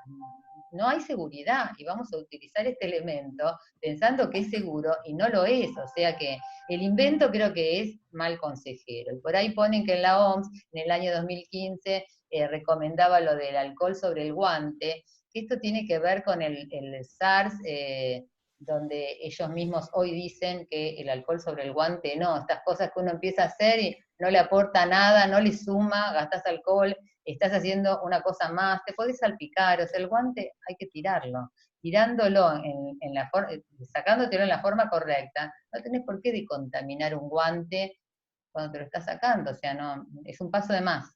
Y siempre que hacemos un paso de más tenemos más riesgo de equivocarnos, ¿sí? Entonces, no hacerlo. Sí, si me permiten, hay un tema más aparte. Fíjense lo que estamos haciendo. Nosotros estamos haciendo guías. Yo soy un convencido que las guías las tenemos que hacer con el mejor nivel posible. Después, adecuarlos a la realidad con que estamos viviendo. Y vos no podés adecuar, y es mi opinión, yo no sé si es real o no, pero vos no podés adecuar a cómo estamos haciendo las cosas, como una vez me dijeron los mismos cirujanos, bueno, pero es lo que tenemos. No, no es lo que tenemos, porque el que continúa con esto es un tema educativo. Y aprenden de aquí en adelante a hacer las cosas mal porque es lo que tienen, o es lo que aprendieron. Entonces, yo creo que sí tiene importancia. Por ejemplo, Wanda, ellas hacen y fabrican unas guías, y esas guías son el mejor estándar. Y después les comentan, bueno, muchachos, si no tenemos tal cosa, puede usarse, vemos qué hacemos, pero tenemos que partir de la base con que realmente tenemos el mejor estándar. Ya sé que es mentira. Yo sé que en realidad hay estándar en donde trabaja Wanda, donde trabaja la doctora, donde trabaja la licenciada, donde trabaja Héctor, pero no es lo habitual. Y la realidad de esta es que nosotros de alguna manera tenemos que adecuarnos y ser la guía no para esos lugares grandes, sino para los lugares chiquitos en los cuales no es lo habitual. Es doloroso, pero creo, me parece que es así, no le queda otra vuelta. Bueno, quedaba la señorita licenciada Marcela tener que hablar, no sé si tiene ganas de hablar o no. Bueno, buenas tardes. Más o menos todo lo que ustedes estuvieron compartiendo es un poco lo que nosotros vivimos en el sanatorio. Nosotros fuimos mejorando los protocolos en base a lo que, digamos, la jefatura y lo que las directivas, digamos, bajaban hacia nosotros, y en base a la experiencia de lo que se fue viviendo día a día, y también un poco mencionar esto también del miedo que genera, porque además uno de ser personal de salud también es ciudadano, esta, digamos, información de todos lados, prendes el noticiero, prendes la radio, entonces también uno está capacitado, está entrenado o está ahora tal vez informándose un poco más a lo que eran las prácticas habituales ante esta situación. Y bueno, tal vez en el afán de no cometer errores, comete muchos más. Nosotros tenemos una planta quirúrgica que es bastante grande, arriba funcionando son 15 quirófanos, entonces tenemos la posibilidad de tener un área delimitada para lo que son pacientes sospechosos y positivos. Nosotros cerramos ese área a partir de abril, del 20 de abril, del 8 de abril, a ver, lo voy a corroborar, el 8 de abril, y ahí, digamos, se dividieron todo lo que es camillas, un equipo de rayos, o sea, porque nosotros hasta ahora no tuvimos ningún paciente cardiovascular, pero, digamos, es como que el sector es general, entonces hasta ahora operó tórax, cirugía general y cabeza y cuello. Tratamos de optimizar el uso de los recursos, todos usamos N95, todas las personas que están en el área, pero cada uno tiene su función y bueno, como decía también un poco Brian, en la práctica a veces también se torna, o un poco en el chat también, difícil trabajar con todo el equipo puesto. Se te empañan las antiparras, tenés mucho calor, si son cirugías largas te empiezan a apretar los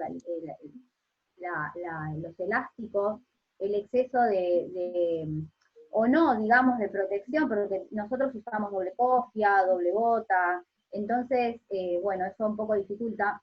Yo voy a compartir el Power que armé para, bueno, mostrarlo un poco más detallado. Bueno, tratamos de, en esto de la división de ítems, para tener más claro todo, y cuando venga el paciente, hacer cada uno su parte de la mejor manera posible. Bueno, en el sector COVID, los pacientes que entran, como dije antes, son sospechosos y positivos. La división del área es, digamos, tenemos nuestro propio vestuario, que ahí nos cambiamos solamente los que estamos afectados al sector COVID, que somos 7, los que estamos fijos siempre.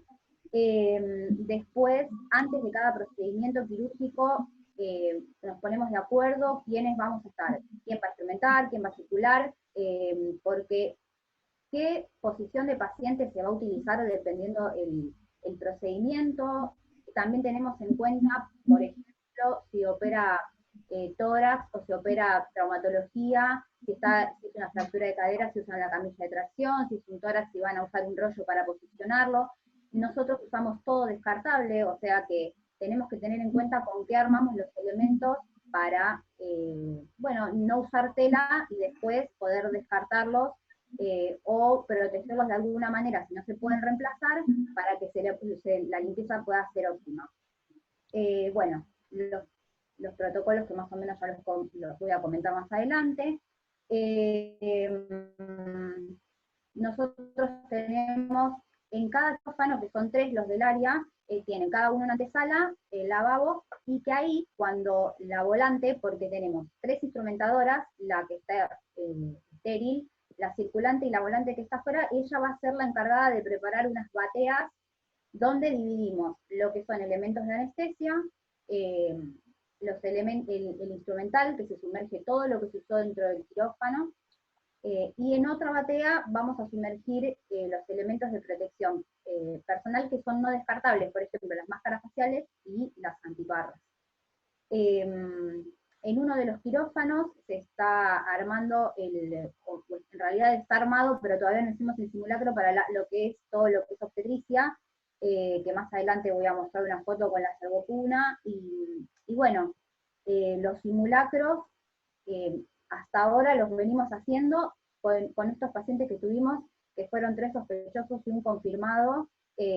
También se fue aceitando un poco el tema de lo que es la vestimenta, porque son muchos pasos para ponerse el equipo de protección personal, también para sacárselos, o tal vez uno no se los acuerda todos de memoria, como decía también hace un ratito Brian.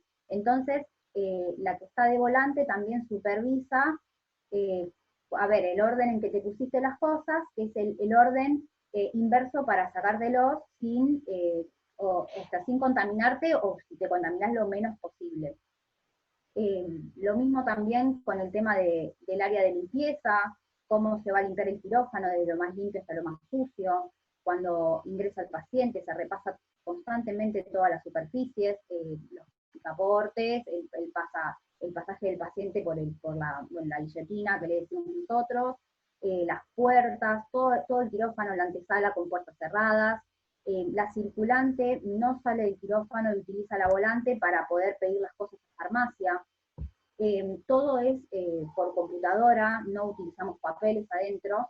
El checklist es verbal, y después los puntos claves, digamos, si son necesarios, se anotarán más adelante en el protocolo, pero si no, nos fijamos que el paciente no tenga prótesis dental, no tenga nada, aritos, pulseras, o sea, todo lo que habitualmente hacemos, pero en este caso tratamos de prestar una especial atención, porque no podemos manipular, o sea, como decíamos, si bien nosotros tampoco entramos celulares, entramos pertenencias que no sean las necesarias para el procedimiento, los pacientes lo mismo. Entonces, para no demorar el procedimiento, nos fijamos antes de que entre, que esté todo en regla, porque si no directamente no entra el paciente.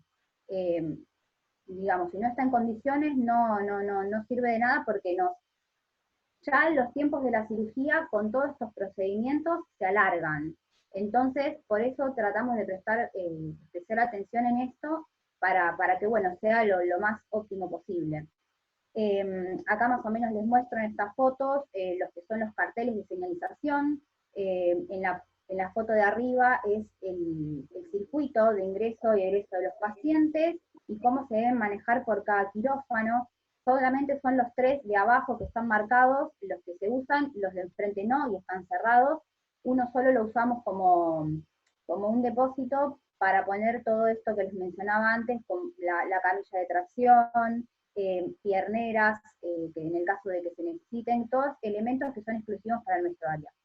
En la parte de abajo, en la foto donde se ven que hay descartadores que lo usamos como, digamos, recipientes, contenedores de elementos, está en la parte de afuera de la antesala, y ahí es donde cuando se requiere, por ejemplo, están por salir del quirófano porque terminó el procedimiento, y se van a dirigir a la disciplina donde se hace el egreso del paciente, ahí hay elementos que usamos, por ejemplo, si se cambian, como les decía antes, tenemos doble par de botas, se sacan una bota y se vuelven a poner una limpia.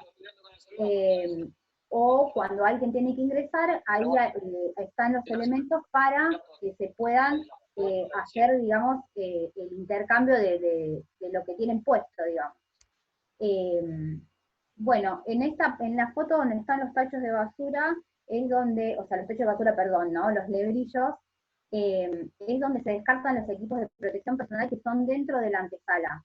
Esa zona es como una zona gris.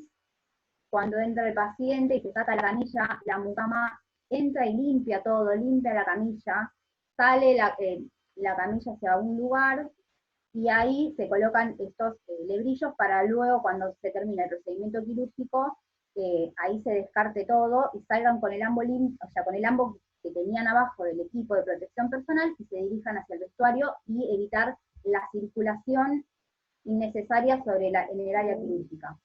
Y bueno, y en la foto que está abajo, en la última, la saqué para mostrarles las bateas donde se dividen la parte de anestesia y la parte del instrumental. Bueno, un poco como les contaba antes, se trata de que haya la menor cantidad de gente posible, y si hay algún colaborador extra, se avisa, y también ya se tiene el equipo preparado para poder visualizar cuando se está cambiando, poder ayudarlo y decirle, no, mira, te pusiste el barbijo. Nosotros usamos un barbijo quirúrgico arriba del N95 por una cuestión de protección del N95, porque también los guardamos en un sobre de papel para un posterior uso. Entonces, de esa manera lo cuidamos para que, bueno, que no se contamine y que bueno, poder utilizarlo de la manera más segura posible. Acá también otras fotos. En la parte que está la mesa de anestesia no se ve bien, pero tiene plásticos puestos. Hay una cabina que la usan los anestesiólogos en el caso de que sea un paciente que necesite intubación. Toda la ropa, como les comentaba antes, de protección de la camilla es todo descartable. En las fotos de abajo, lo que quise mostrarles fue que también está la mesa de anestesia, que el paciente que hicimos COVID positivo entró con un respirador extra. Entonces, ahí como que también a nosotros nos sumó un equipo más para poder manejar, para poder, digamos, en realidad fue más para la parte de anestesia y ver de conservar el circuito cerrado y no de que tenga la menos aerolización posible el recinto quirúrgico. En la parte que está la foto de la mucama, que está descartando, esa foto la puse porque ella también estaba preocupada cómo tenía que limpiar el quirófano, de qué manera lo hacía. y cómo se descartaban al terminar todo el procedimiento hasta su último equipo de protección, digamos, en la bolsa, y poder cerrarlo y poder sellar definitivamente todo y que no quede, digamos, como ningún área con ninguna posibilidad de que haya virus en la superficie. Entonces ella se descartó su propio tipo de protección personal y se cambió digamos, sacó los guantes y con un guante limpio desde afuera selló la bolsa como para poder cerrar y evitar también que el carro de ropa y de basura tenga, digamos, el transporte de virus la menor cantidad posible en el ambiente. Si bien no se transmite, pero también, como hablábamos un poco antes, esta cosa de tal vez de hilar tan fino hace que, bueno, nos dé un poco de tranquilidad también en el manejo de todo, porque en base a mi experiencia, uno dice, sí, no hay que tocarse la cara, no hay que hacer esto, no hay que hacer lo otro, pero uno también pierde en algún momento el tiempo de concentración extrema, porque no podés estar atento a todo. Uno trata de trabajar tranquilo, confía en el equipo con el que está trabajando, todos estamos muy predispuestos en ese momento. Hay que también aprender a bajar un poco la velocidad para poder estar más atentos a todos, pero bueno, uno también se hace difícil estando en ese momento poder estar atento a todo. Si bien tuvimos un buen manejo nosotros como equipo, bueno, también nos fuimos, a medida que fuimos haciendo los procedimientos, nos fuimos sintiendo más seguros con nosotros mismos y también con esta atención a cada paso que tal vez en un paciente común antes no lo hacíamos, o como comentaba al principio, esto de tener la puerta abierta o cerrada, bueno, antes quedaba un poquito abierta, está bien, ahora es como que estás ahí, decís, cerrar la puerta, fíjate esto, fíjate lo otro, y a veces, bueno, es también tratar de relajar lo más posible, ¿no? Bueno, y en la foto de abajo es el egreso e ingreso exclusivo que tenemos nosotros para el área. Digamos, depende de la función que cada uno cumpla, es lo que se pone de protección. Los anestesiólogos, por supuesto, usan una protección 3 porque están directamente afectados, digamos, a lo que es la vía aérea. Nosotros usamos todos máscaras faciales, la circulante incluida, y la mucama cuando entra a limpiar también. La que no usa máscara facial es la volante. Bueno, con el tema de, como les comentaba antes, cuando el tema de pedir insumos, se pide una cantidad de insumos para la cirugía que va a entrar y ningún insumo vuelve a farmacia, todo se descarta, se haya usado o no. Tratamos de no excedernos, pero bueno, si bien no falta nada, si falta algo, la volante es la que lo va a buscar a la farmacia, pero nada vuelve a la farmacia. Lo mismo nos ha pasado con el tema de las muestras para anatomía patológica, también tenemos un protocolo de cómo usarlos, de cómo sacarlos, del quirófano, cómo rotularlos. Bueno, los residuos más o menos ya también lo comenté. En el área donde se descartan las bolsas, justo coincide que está como cerca de donde ingresan los pacientes, entonces algo a destacar es que cuando viene el camillero que lo trae al paciente, él descarta su camisolín, no vuelve a circular con la misma ropa que traía en el traslado del paciente, y hay una bolsa especial para él, para que no circule por todo el sanatorio una vez que lo deje. Y también se avisa antes de salir el paciente que se prepare para poder él estar protegido también en lo que es el traslado del paciente. Bueno, con respecto a la rotación periódica del personal, nosotros somos un equipo inicialmente éramos 9, pero se redujo a 7, y ahora lo que hicimos fue al mes cambiar parte del equipo, para que los que están, digamos, una parte de los que están entrenados van a lo que es el sector no COVID, y los que quedamos son los que entrenamos a los que vienen, y en la futura rotación, digamos, se vayan ellos y así se vaya llegando a entrenar a todo el personal de la planta. porque posteriormente, todavía, como comentaban recién, todavía no vino el pico, y también hay que, más allá de que un paciente sea COVID positivo, también tiene que ser quirúrgico, ¿no? Parece una cosa sobreentendida, pero bueno, o sea, el número de cirugías realmente se redujo notablemente.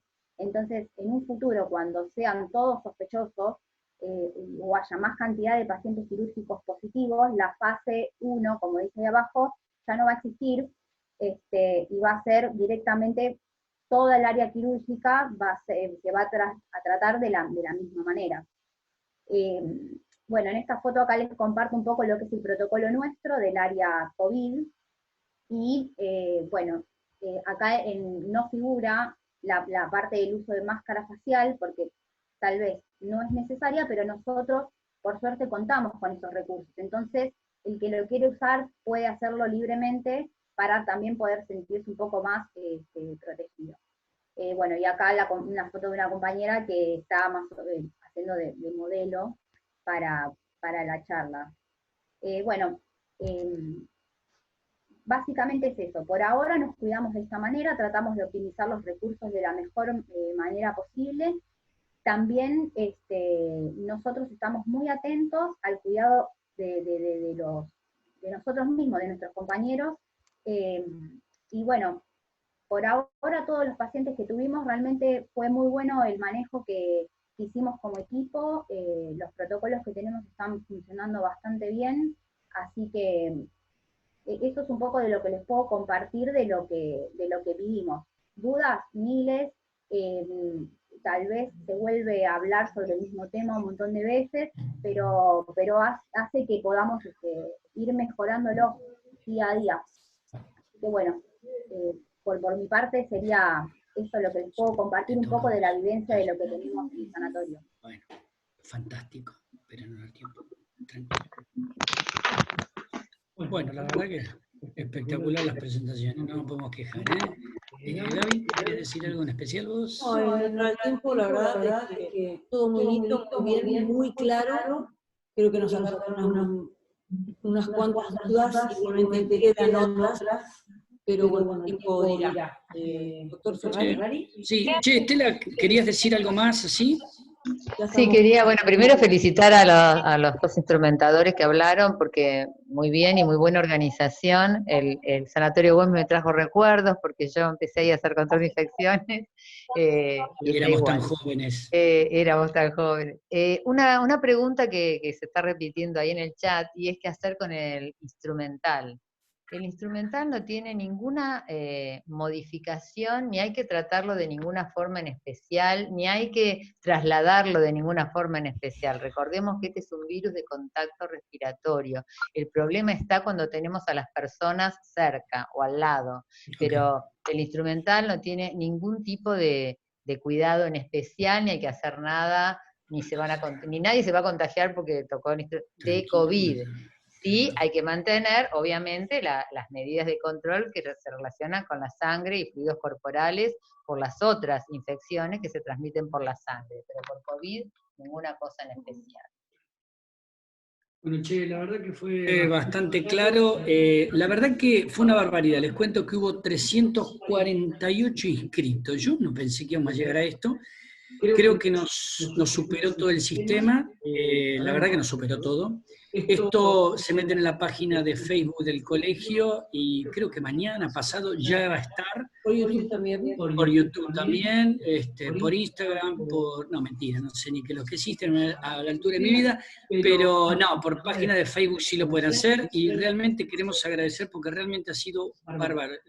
348 personas, y pobres algunas quedaron afuera, fue una barbaridad. Gracias por todo. Y gracias a, bueno, Estela, Wanda, ya las conozco hace muchos años. A Marce, Brian.